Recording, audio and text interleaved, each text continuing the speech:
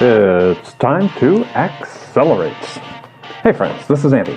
Welcome to episode 629 of Accelerate, the sales podcast of record. And since it's Friday, it's time for another episode of Frontline Friday with my very special co-host, Bridget Gleason. In today's episode, Bridget and I are joined by a guest, Dave Taylor. Dave is the CMO of Impartner, which is a SaaS solution for managing your sales channels and your sales channel partners. And Impartner recently published the findings of a research report on the difficulties that many companies are having in recruiting and hiring qualified enterprise sales reps. And in this episode, we explore the reasons that this hiring has become so tough. And we also talk about why more and more companies are turning to using channel partners to quickly and cost-effectively scale their sales efforts. So be sure to check this out. If you'd like to see show notes for this episode, go to andypaul.com/632. As I've been talking about over the last few weeks, I've been mentoring and training sales professionals for many years now. And one of the most important elements to career success is aligning yourself with a company that develops its employees, values their customers, and has a portfolio of products that can compete with anyone in the market. That's why if you're a top performer in your current role, and you're looking for a fresh sales challenge to take your career to the next level, then you should check out CenturyLink. With its recent acquisition of Level 3, CenturyLink is now a world leader in providing cloud solutions, security, real-time communications, hybrid IT, and managed services. So if you want the excitement, challenge, and rewards that come from selling industry-leading services to the enterprise, then visit CenturyLink.com/accelerate. That's CenturyLink.com/accelerate and join their talent community. Once you join, a member of their team will reach out soon to connect with you and help you determine if a career at CenturyLink would be the right step for you. All right, let's start up Frontline Friday.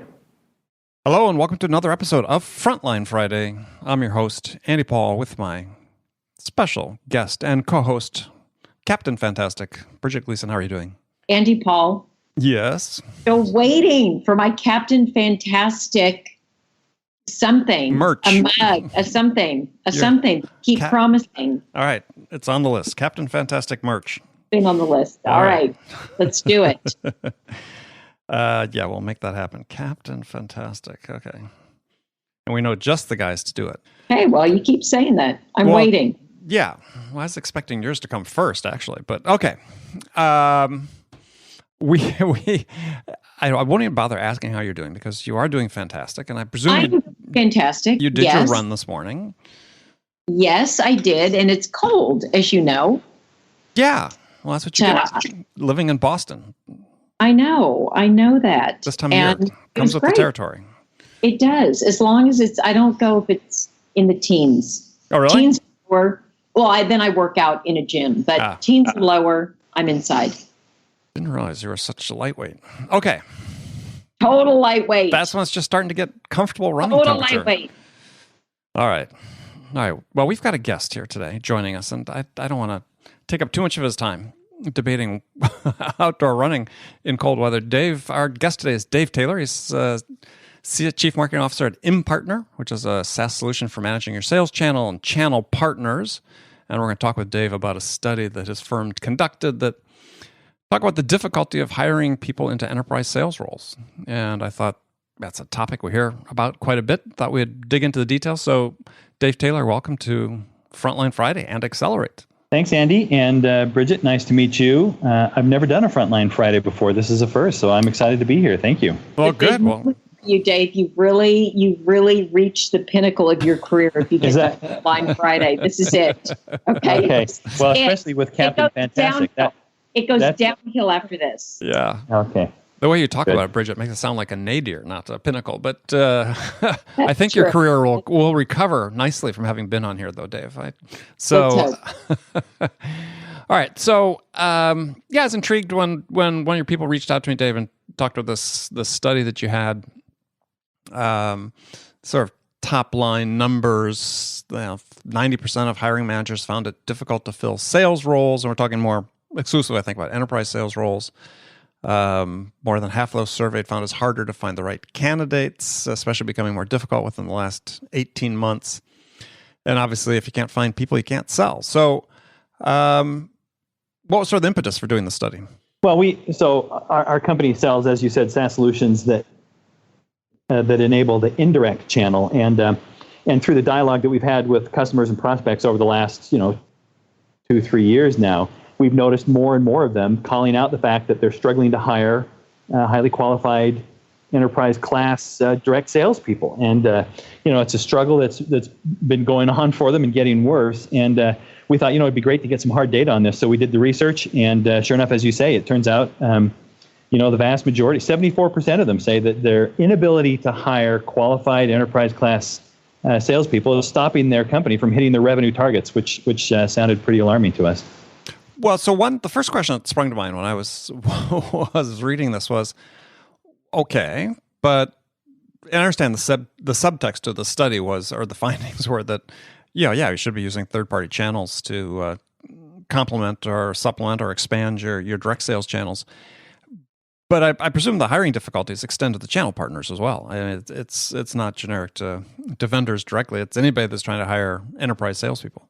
Well, it is. The difference is in the indirect channel, they're not dedicated 100% to selling for, I should have some fictitious company in mind. We'll call it Alta Company, right? Alta Company goes out to hire direct salespeople that are dedicated 100% to them. In essence, it's an operational expense. You're going to have to capitalize some of this, it's a capital expense. You're going to have to capitalize it. You buy them the hardware, you put them through training, you own them, you carry them on your healthcare plans, all of these things line up. When you go to the indirect channel, it is a different approach. It is more of the operational approach, which is I'm just taking a slice of somebody that's already there. And there's pros and cons with that, obviously. You like owning your own people. But with the indirect channel, you can ramp it up faster. You can scale it down faster in a downturn in the economy. And so it is kind of a trade-off. And I can totally see both sides of the coin. And we would never recommend one exclusive solution.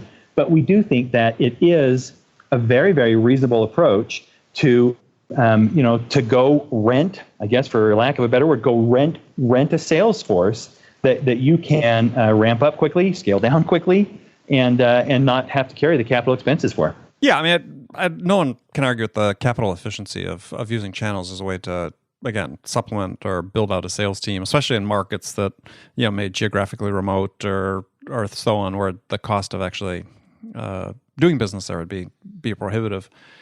But my concern is oftentimes I work with companies that are starting to get into channels, and what they tend to overlook is that they have to be managed as well, right? I mean, they have to be sort of recruited like a rep if you want to do a good job of finding somebody that can represent your product line and company in the way that you want. They have to be onboarded, they have to be enabled, they have to be managed.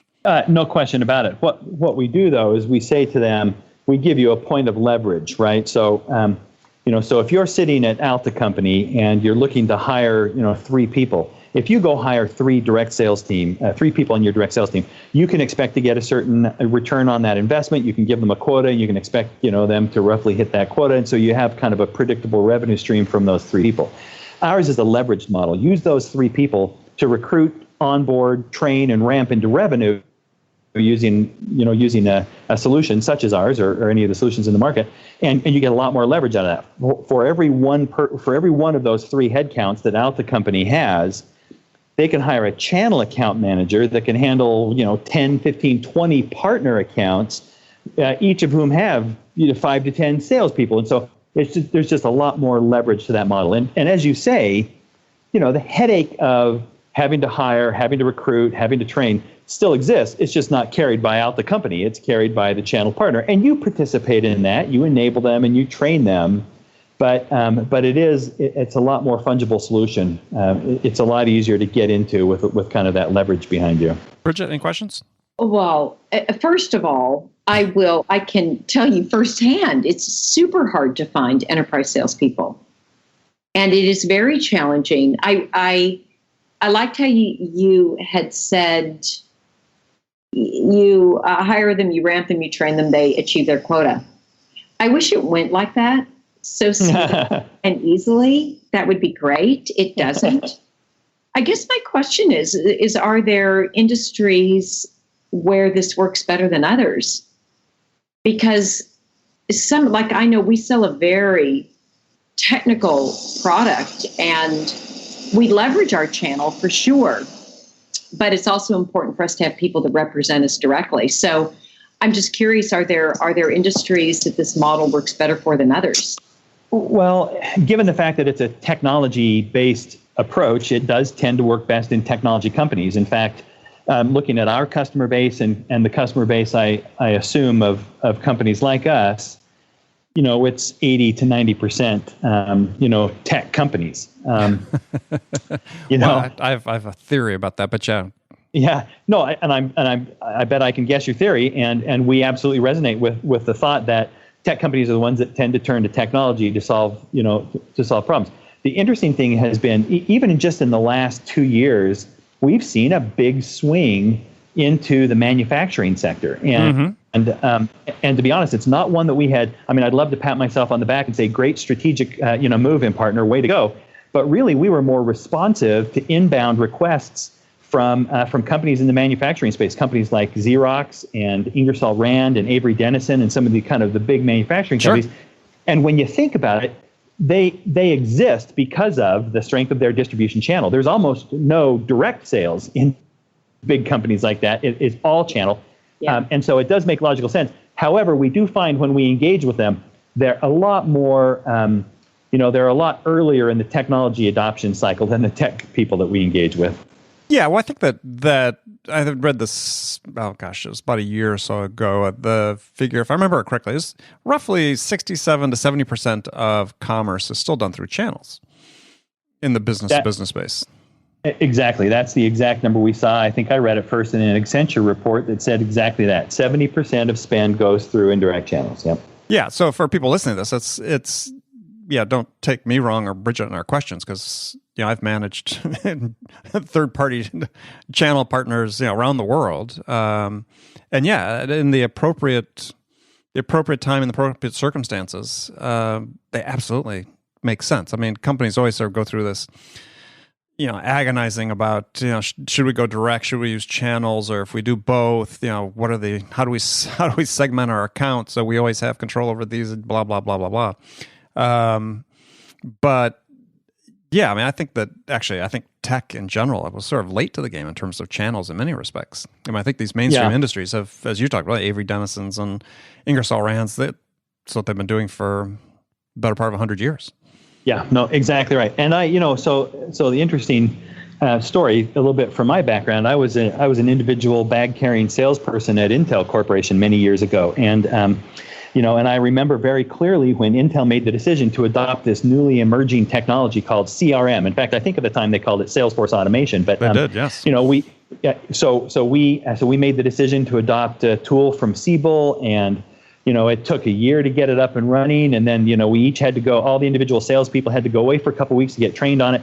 And it was this kind of groundbreaking technology that Intel assumed, and I think rightly so, would give us a competitive edge in the market. That playing field has absolutely been leveled. Now, it's not only not a competitive edge, it's only a de-competitive edge if you're not using something like that.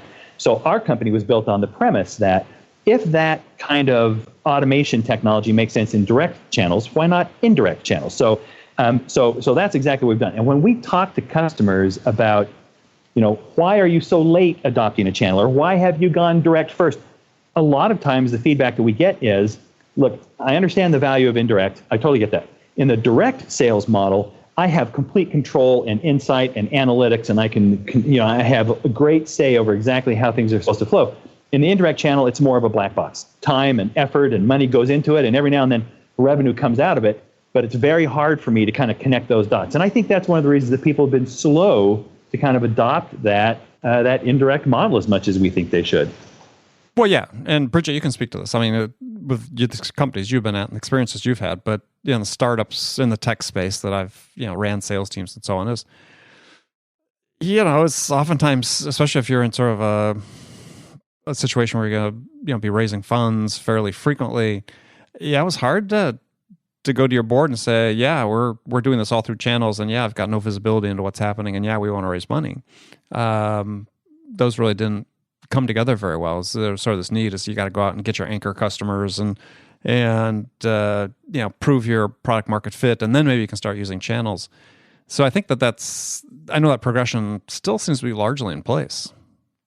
Well, it is. It's not even just that you can't go to the board. It's that you need, especially in startups, you need to understand it. You need to be really close to the customer. You need to be close to the sale. You just need to learn. And so you don't want to, in my experience, you don't want to move to a channel too early. But the countervailing argument to that is, as Dave said before, is just the capital efficiency, right? If you're then saying, look, well, on the other hand, we could potentially scale more rapidly from a sales coverage standpoint using leveraged third-party channels that we're not paying for other than on a performance basis. Yeah, it's a great argument. Absolutely. And the arguments work on paper. And I think the execution, it depends on the channel partner. It depends on your ability to be able to enable them properly. You want to make sure you do have good product market fit. The channel's not going to be successful if you don't have good product market fit. Mm-hmm. Period. And so how do you get that feedback rapidly in a startup? If it's growing quickly, the tightness of that loop is critical. And that feedback loop is critical. And having them close to having the customers as close to engineering and product as possible. Dave, you were going to have a comment. I was going to say that as I've always suspected, people from Boston are some of the smartest people in the world. There's just absolutely no question about that. I mean, it does. I'm not from Boston, but maybe that's meant for me anyway. Only because I also was born and raised in Boston, but that's okay. It's hard to argue with the logic of starting with direct. I mean, every now and then we do see companies that are a little bit forward thinking, companies like Atlassian that are just 100% channel right from the start. And I do think that the SaaS model makes it possible for that to happen, because through SaaS, through the cloud, you do tend to be a lot more engaged with your audience. Your product feature releases happen on a weekly or daily basis, and so there's kind of a lot more kind of product-based dialogue between you and your customer. So I think that's enabled. But if I were sitting down with somebody that was saying, "Hey, Dave, I'm anxious to get started in a new business. What do you recommend?" You're right. I would say get your first sales driven through direct. That's the way to go, because you can own that. And also I think we deal with the obvious challenges of recruiting channel partners to help you pioneer a market. Channel partners will love to get on board once your revenue hits $500 million and people are clamoring for your solution. When you're pioneering a market, it's really tough. And so to sit down with a channel partner, to go to CDW and say, "Hey, we're just getting ready to launch some brand new thing, and we're going to recruit channel," they're not going to be interested. No. So start with direct. When the time is right, we even recommend that you start recruiting slowly on the direct side. We typically see our customers get into the 5 to 10 channel partners before they say, "I can't manage this with spreadsheets and email anymore. I need some automated solution." So yeah, that's a great progression. So a question back on digressing a little bit, but the question back on the study results. And one thing that really sort of a bigger issue for me when I was looking at that is one of the results and findings you had was that in the recruiting side, that 46% of the companies that you surveyed reported back that there were a lack of candidates. The hiring was hindered by the fact there were a lack of candidates with relevant experience. And another 22% that reported a lack of candidates who understood their products or customers. So this is a more philosophical question for both of you, because you're both exceedingly experienced on the sales side. Is what that said to me is, well, companies have basically abdicated the responsibility to develop their own people, right? Is that every time we got a need, we have to go outside.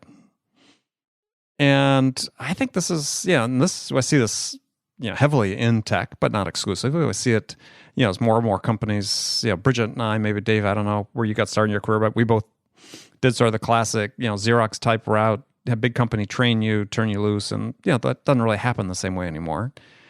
But it seems like we're not also investing in our people, because some obviously maybe depending on the size of your company, you may not be able to fulfill all of your sales needs from internal candidates, but you should be able to fill a substantial portion of them if you're really paying attention to developing your people.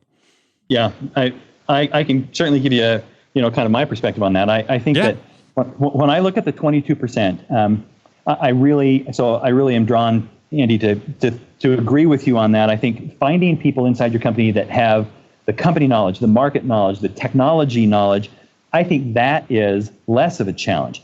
I think it's finding people that have that and can couple it with the ability to understand the procurement methodology and how to negotiate a good fair contract.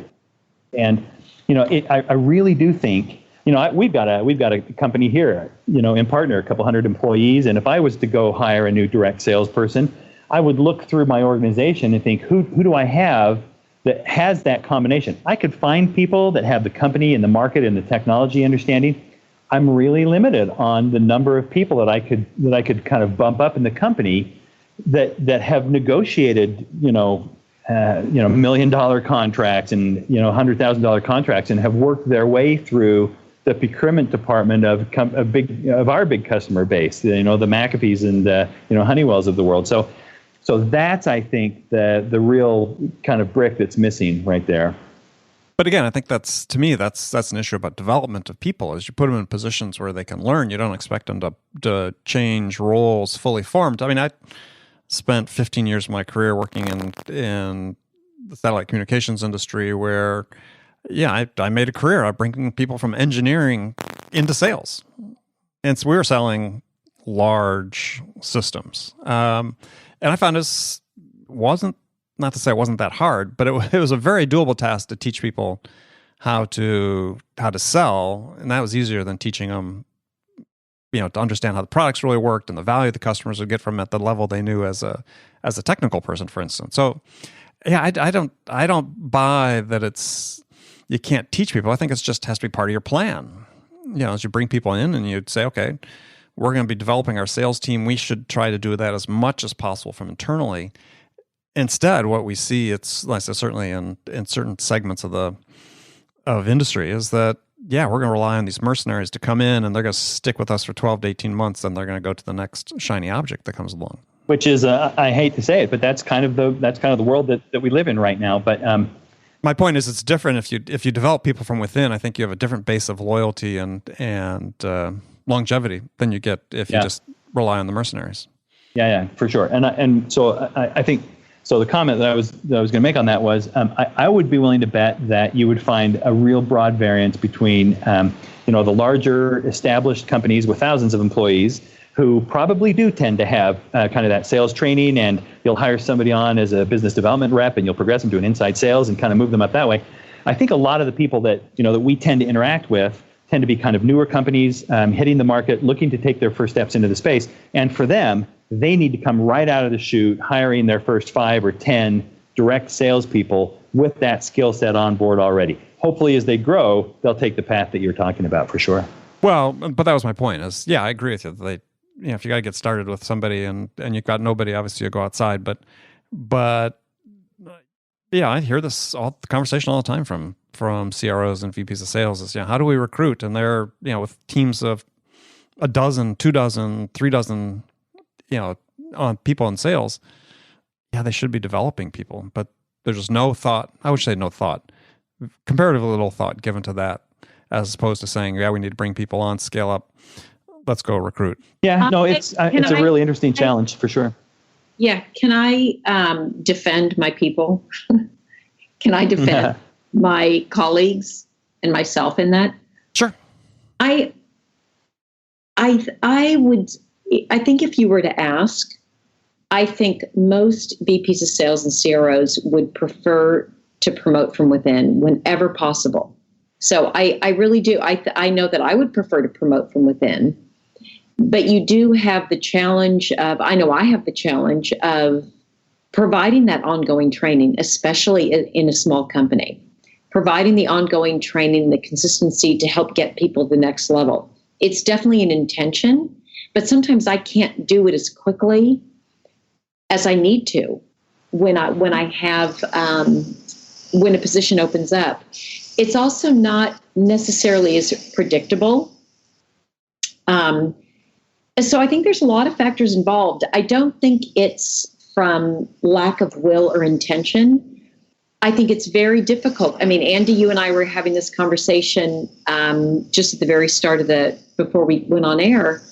about, my time now also just being, I can't get anything more in the day. And so training is a piece of it, but all these different things that need to get done, it's a real challenge to have that. It's definitely, I think, on every VP's of sales minds, but it's hard to do. It's hard to do effectively.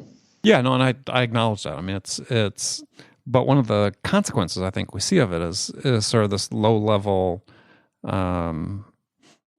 ongoing sort of slide of productivity, right? How can you really build up your productivity, your sales team to a certain level, without those investments in training and without having more longevity from the top performers, and we're sort of in this vicious cycle, I think, especially in technology, that in the startup world that is really, really difficult to break. Yeah, you made an interesting point earlier on. Oh, sorry, Bridget. I feel like I keep cutting you off there. Andy, the point that you made earlier on was, sometimes there are things that force that shift from direct to indirect. And by the way, I totally agree with what you're saying. And I would never propose, only hire external versus training, or only do indirect versus. I think there's a great blend to it, but I do think that layered on top of a strategy of either hiring or building from within and building your best possible direct sales team, I think there are times when I believe always indirect adds a great deal of value, but there are times when it's mandatory. You're opening up a new geographic region. We see a lot of U.S.-based tech companies that try and move into the Asia-Pacific region. The number one thing they do first is try and find a partner to represent them in the region. And so there are situations where that kind of partnering model makes 100% sense. But we also are real strong proponents of the fact that even with the best will in the world and with the best sales training organization and the best stable of awesome enterprise class salespeople, layering on top of that an indirect model, but doing it with the same level of insight and control that you have over the direct sales team, in our opinion, that just always makes sense. Which speaks to the issue of sort of the classic issue that you have with channel partners is having that same degree of visibility, insight, control, if you will, that you do on your inside people. Absolutely right. That's the number one thing that we've seen that kind of holds people back from that, and we see it expressed kind of almost humorously in the concept of a QBR or a quarterly business review. We'll see customers with their direct sales team having daily or hourly interactions. How's your number? How's your quota? How's your pipeline? What about that big deal you've been working on? Is that going to close?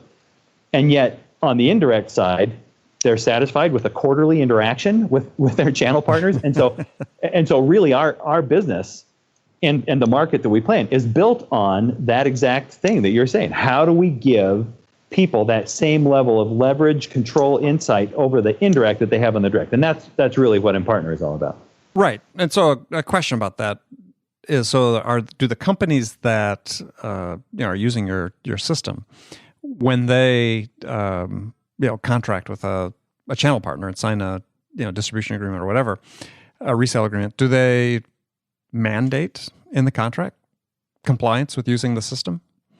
We don't typically see it mandated. We almost universally see it welcomed with open arms, because partners typically are the ones driving our customers to upgrade their tools, to make it easier to interact. The expectation of a personalized experience from the consumer space has absolutely bled over into the business-to-business space, and partners are demanding this of their vendors who are our customers. And so, we don't typically see it mandated, but almost universally welcome. We're having our customer conference next week, and we've got a couple of people coming in. Some of our customers are coming to do case studies, and one of them emailed us and said, "Is it possible for me to come present at your Impartner Con? Because they just rolled out our solution maybe a year ago." He said, we polled our partner community, and we have a 98% satisfaction level with with this portal that you built for us.